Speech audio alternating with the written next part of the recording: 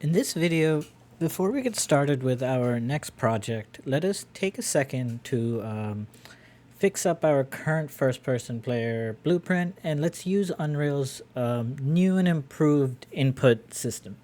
So if you remember, for this project, we put all of our inputs inside our project settings and input. We put all of our inputs in here. And when we look up here, it says actions and or access and action mappings are now depreciated. So Unreal has a new system for this. This new system is a slight bit more complicated. It's also a little bit more convoluted. And Unreal's real reason for doing this is making things even more versatile than it already is. It may seem like overkill for simple inputs like our games that we're making in this class, but it's useful to know this moving forward because this is at some point Unreal is going to remove the old input system and we'll have to do the new input system. So it's good to learn it now. And one good way of learning that, I think, is let's just use our already made character and just transfer its input system over to the new input system. So to begin, in your Blackboard resources, there is a link to the documentation for the new input system. I highly recommend everyone try and read this. It kind of explains everything we're going to go over. And the nice thing is, under a lot of these explanations, there are examples of where we might use it. And I think that's a really helpful thing to know. So let's get started and just talk about the new input system. Let's close that at this. Okay, so the new input system mainly consists of two types of assets. We're not going to do this in the project setting. We're going to create new assets like how we create our blueprint actors. We create two new types of assets for this. One of them is input actions. Input actions. And the other one is input mapping context.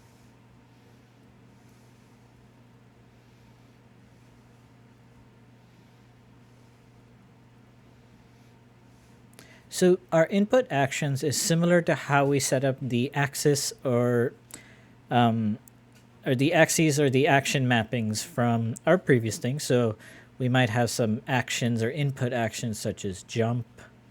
We could have walk.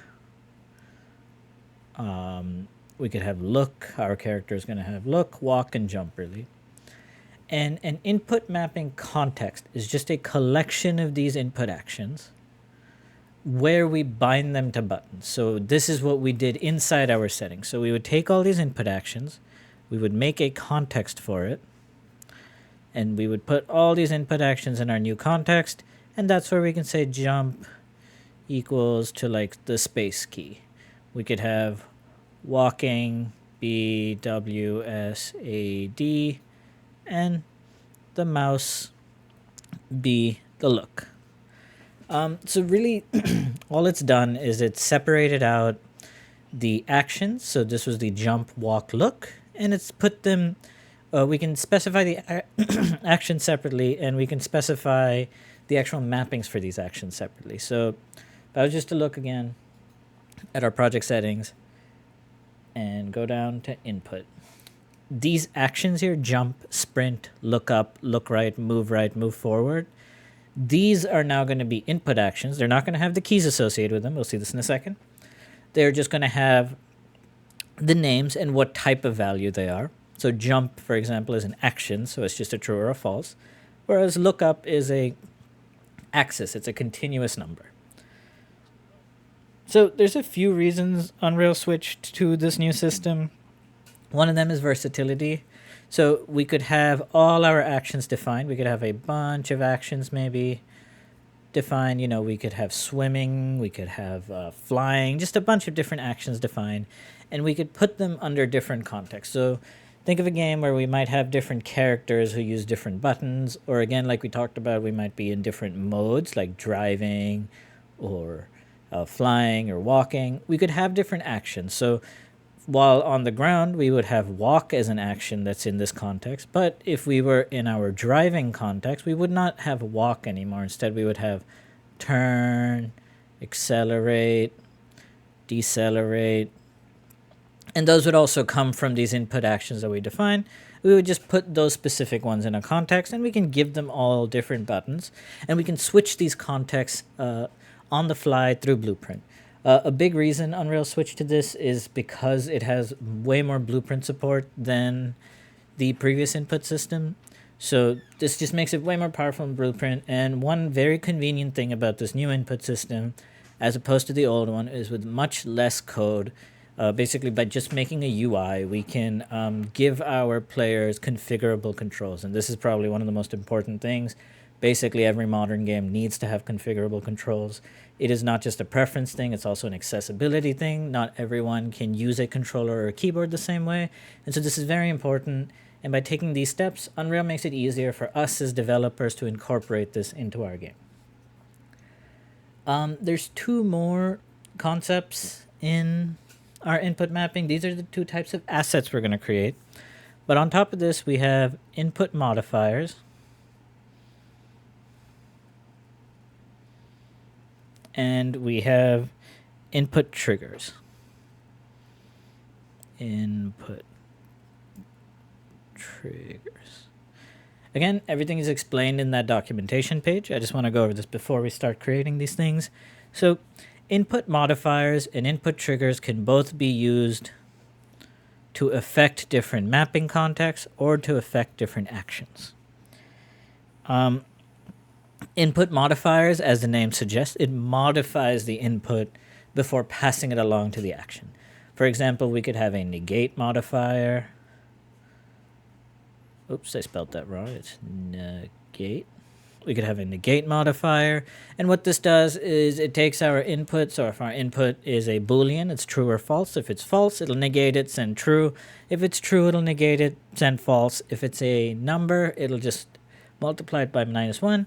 But that's what this modifier does. Like this, there are a bunch of modifiers. We can even write our own modifiers. But what's important to know is a modifier just changes the input before we send it along. For example, we could also have it like we get an axis value of 3 and our modifier just multiplies 2 with it and passes that value along. Modifiers can be various things. And we are actually going to use our modifiers when we build our new input system for, and we'll see that in action. It'll make more sense then.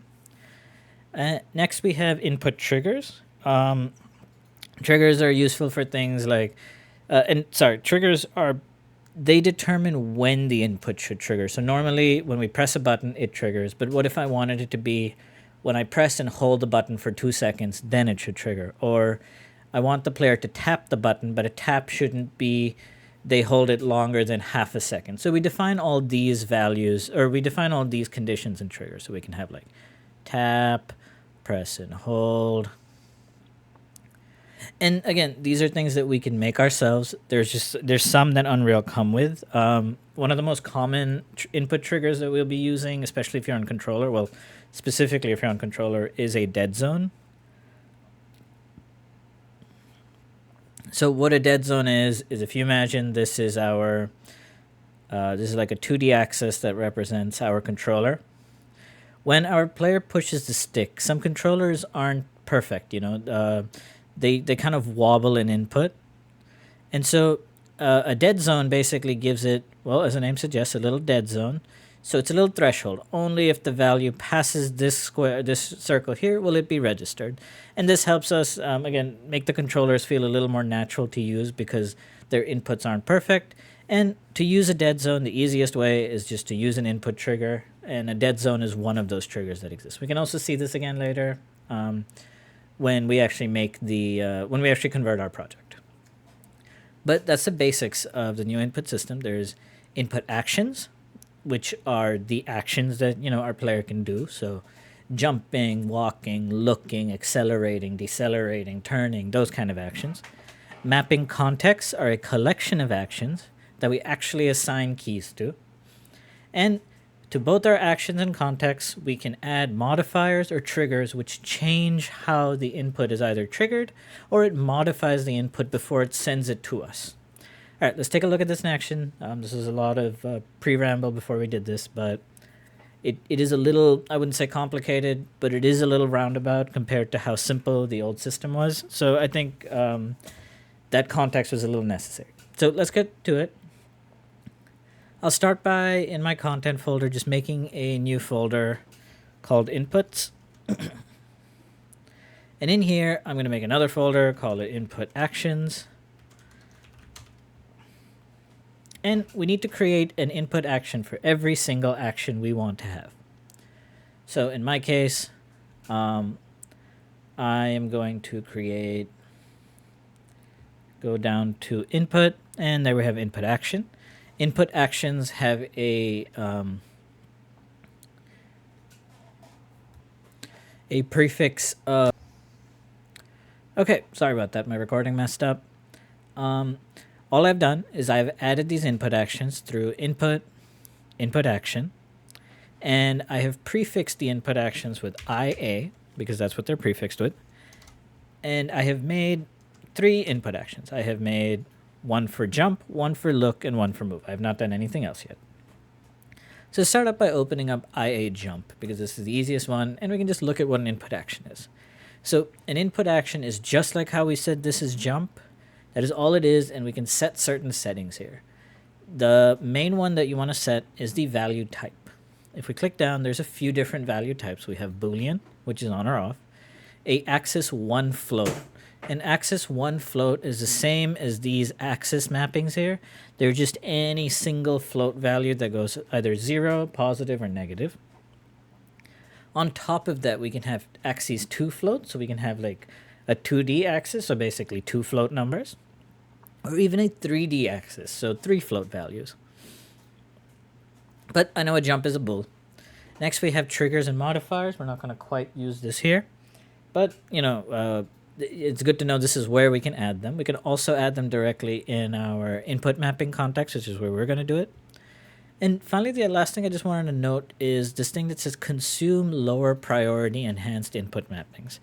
And what consume means is that if we have other inputs that use the space button, so we might have jump that uses space, we might have a use button that we use space for, and consume basically means if this was a higher priority, when it receives the input, it is going to eat it up, and no one below it is going to see that input. If we have this checked off, when it gets the input, it's not going to eat it up, so things below it that are less priority will be able to see this. We're not going to have our keys do more than one thing, so for this, it doesn't really matter. I'm just going to leave it as default, which is checked. So IA jump, basically the way it comes in is perfect for us. Let's look at look now. So with look, in our traditional input, we had look up and look right, because we don't have access to 2D vectors here. We could only use a single axis. However, here, super convenient, we can just use an axis 2D. So that is what we're going to set it to. And our IA move, same thing. We move on 2 axes, on the X and the Y axis in Unreal. So I'm just going to use another 2D axis. So I don't need to have look up, look right, and move forward. I can just have look and move.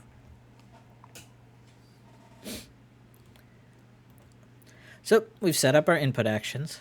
I'm going to back up a folder, and here I'm going to create my input mapping context. So again, right click, input, and there it is, input mapping context.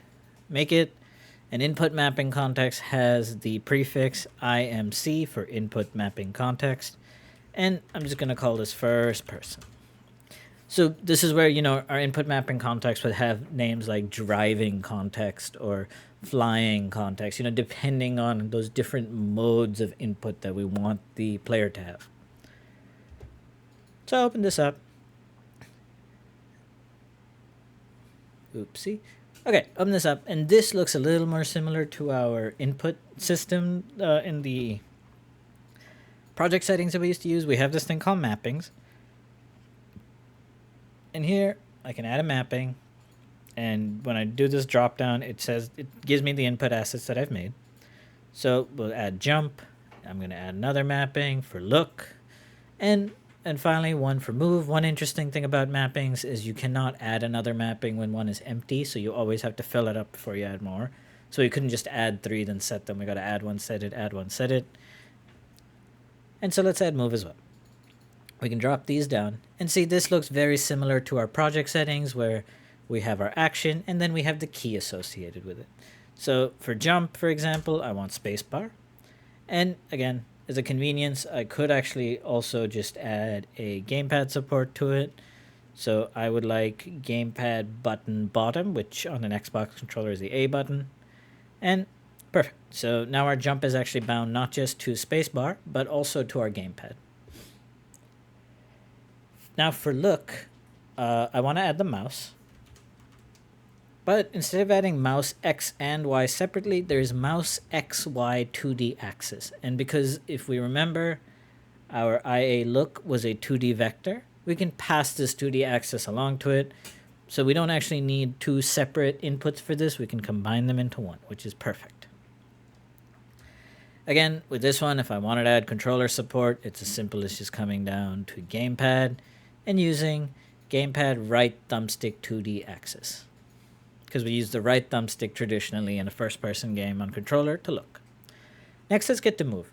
So with move, for this one, I'm just going to start with... Oops, I deleted the whole thing. Let's add move again. Okay, so for move, I'm actually just going to start with the thumbstick because that's easier to add. Gamepad left, thumbstick 2D axis. Perfect. So that's all we really need. One of the things actually I can add to this is a dead zone trigger. So add trigger. And there should be... I apologize. I think it's under modifier. There is dead zone first thing. So that's a modifier to our input. And if we pull this down, you can see there's upper threshold and lower threshold. Lower threshold just is what the minimum movement needs to be for it to activate. And upper threshold is what the threshold needs to be for it to actually output the full value. So 1 is the full value our axis can output. But if I had this set to like 0.8, for example, that means when I move my thumbstick and it outputs a 0.8, I will be receiving a 1 instead. But, you know, it's good to have this dead zone. Makes the controls feel a little less choppy on a controller specifically. Makes it feel smoother. And now let's add the keyboard controls. So this will be a little different. I'm going to keep... I'm going to add 4 keys. So we're just going to do W, S, A, D all in here. So we can do W, S, A, and D. Perfect. So by default, when we use this IA move axis, we're going to assume that we are moving to the right. So we're moving positive on D. So no matter what key we press in WSAD, it's going to output a 1. And for us, we are going to assume that moves us positive in the X direction. I'm sorry, in the Y direction, which is D. And so that means A is going to be the negative of X, and that's where I can add this negate modifier. So now when I press A, if D was moving to the right, A is going to be the negation of that, so it's going to be moving to the left.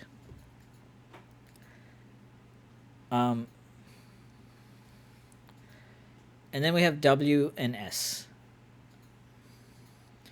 So now again, this might feel a little confusing. It's not. When we input things in Unreal traditionally, it is sent to us as the X, then the Y, and then the Z axis. So if I say 0, 1, 2, that means I'm saying 0 on the X, 1 on the Y, and 2 on the Z. We are going to use an input modifier called swizzle. And all swizzle does is it just turns this stuff around. So instead of doing X, Y, Z, we are going to do a swizzle of Y, X, Z. And all that means is that if I had 0, 1, 2, instead of it being 0 on the X, 1 on the Y, 2 on the Z, which is normally how we see it, this is going to be read as 0 on the Y, 1 on the X, and 2 on the Z. And the reason we're doing this is because even though we have a 2D axis input, our buttons can really only input one of those axes, which we're assuming is the X axis. And that's our A and our D key. So when we hit W and S, we want to swizzle it so that this Y becomes the first value, and that's what we're reading. So let's just go back in here, and all I really need to do is for W, add a modifier, call it swizzle input axis value, and if I drop that down, you can see it's y, x, z, which is what we want it to be. Its default is always x, y, z. We want to read the y value, so we swizzle it around. And for the S, I want to do the same thing. I want to swizzle it, but I don't want to just swizzle it. I also want to negate it because it's the opposite of moving forward. Great. So now we have our jump, our look, and our move all set up to work, not just with keyboard, but with controller as well. Let's go actually attach this to our player now. So first thing I'm going to do is open up my player, open up my BP first person character, and go to our event graph. Let me close out of everything else and just open up the event graph. Okay, so this is all our previous movement code that we had. First thing is first, we need to actually assign the input mapping context to our controller. And we can do that in the start function. Our player is a pawn, and a pawn uses a controller. We can use the get controller node right here to get our controller. You can see target is self, and we want to get our controller. From there, we can cast to player controller. And if you're wondering how I knew our character is using a thing called player controller, which is the default player controller, it's because if we look at our game mode uses the player controller class player controller. So that's all I'm casting to. Player controller. And then as the player controller, we want to get input, get all player mappable action key mappings. Oops, that's the wrong one. All right, sorry about that. What we actually need to get is the get enhanced local player subsystem. We don't want this message. We want to actually get it. And you'll see it pops up this big box where we get this variable. And there we want to set, I think it's add mapping context. There you go.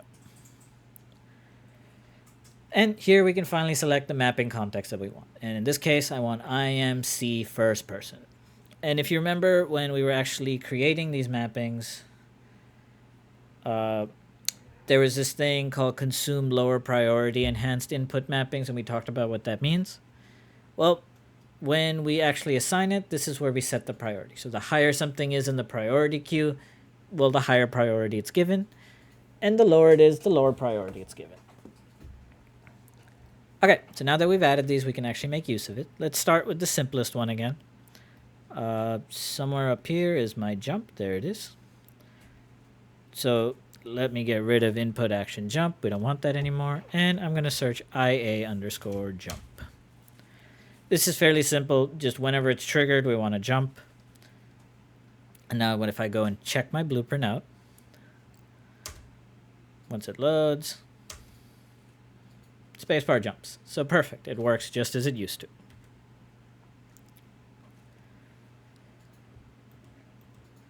Now let's do the look. So same thing. Let me make sure I get my look up and my look right. I don't need any of this anymore. In fact, I don't need these two actions. I just need these two add controller pitch and yaw. I'm going to search for IA look. And when they're triggered, we want to run both these functions. And what do we want? This action value says it's a vector 2D structure. I could pull it out and type break, and there you go. I get an X and a Y. Or to make it simpler, I can just right click on the pin itself and split struct pin. So X was our yaw, and pitch was our Y.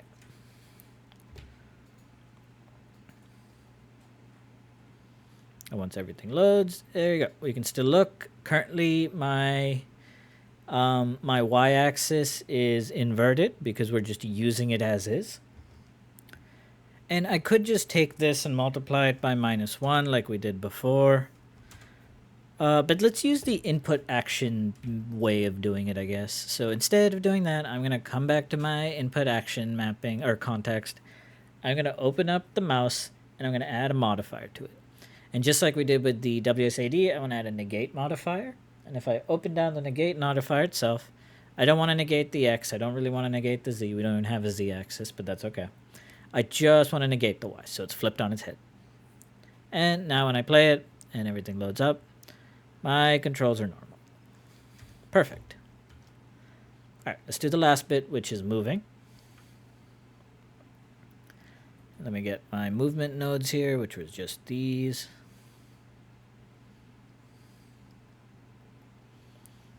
And we don't need these print strings anymore. And we don't need these anymore. Instead, we can do it all under one event called IAMove. Same thing, we split these pins. When it's triggered, we want to add both our inputs. So Y goes to forward, and X goes to A and D.